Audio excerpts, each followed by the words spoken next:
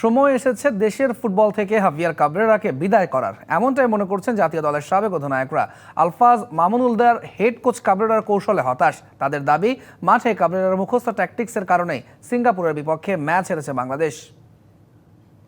এই টিমটাকে যদি সে মোটিভেট করে কিভাবে খেলাতে হবে, খেলে রেজাল্ট না আনতে পারে, আমি মনে চাই সেখানে এসে ব্যর্থ।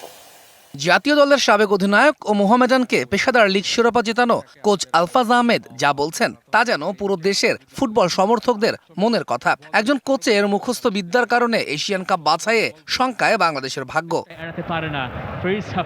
অথচ কোনো পজিশনে জেনুইন ফুটবলার থাকা সত্ত্বেও বারবার পজিশন পরিবর্তনের গোলকধাঁধায় কেন ঘুরপাক খাচ্ছেন কাবরেরা, তার উত্তর পাচ্ছেন না জাতীয় দলের সাবেক তারকারা।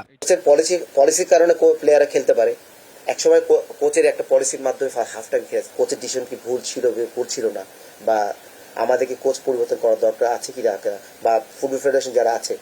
সিঙ্গাপুর ম্যাচের আগে কোচ দাবি করেছিলেন দক্ষিণ এশিয়ার সেরা মিডফিল্ড এখন তার হাতে। অথচ এই মিডফিল্ডকে নিয়ে অপ্রয়োজনীয় পরীক্ষা নিরীক্ষা ডুবিয়েছে দলকে। সেরা একাদশে জামাল সোহেলদের মতো অভিজ্ঞদের বসিয়ে হৃদয়ের মতো তরুণকে খেলানোর ব্যাখ্যা খুঁজছেন সাবেকরা। আলফাজ, এমিলি, এনামুলরা জাতীয় দলে খেলেছেন জেনুইন স্ট্রাইকার রোলে, গোলও পেয়েছেন। হঠাৎ কি এমন হলো যার কারণে স্কোরারদের জায়গা হয় না দলে? সে টোটালি উইং এর প্লেয়ার, এখানে আসলে বাধ্য হয়ে হয়তো কোচ খেলাইতেছে।